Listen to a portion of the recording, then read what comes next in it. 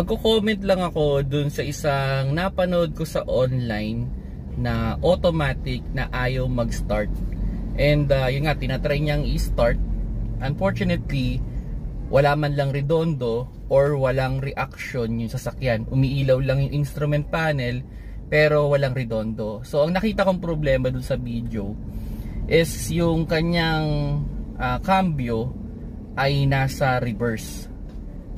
Just an idea lang mga paps, no? Pag ang automatic kasi ay nakakambyo sa drive o reverse o kahit dun sa kanyang mga manual mode o yung low gear niya, pag nakakambyo yan dyan, hindi mo yan talaga mai-start.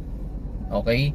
So kung sakali man na nandun kayo sa point na yon, halimbawa namatayan kayo ng makina, nasa drive, so para ma-start nyo yan o para ma-try ninyong ma-start yan, kailangan nyo ilagay muna yan sa neutral or park para ma-start nyo yan. So yun yung pinaka safety features kasi yan. Kasi kung sa manual yan, kung i-relate natin sa manual, diba, pag nakalagay sa first gear yan, hindi ka nakaapak sa clutch, ini-start mo, diba, kakadyot.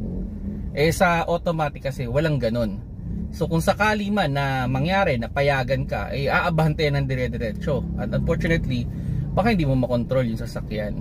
So kung sakaling nasa senaryo kayo na halimbawa na lang, namatayan kayo ng makina, nasa drive, ayaw mag-start, ilagay nyo muna sa neutral or park, then tsaka nyo itry i-start.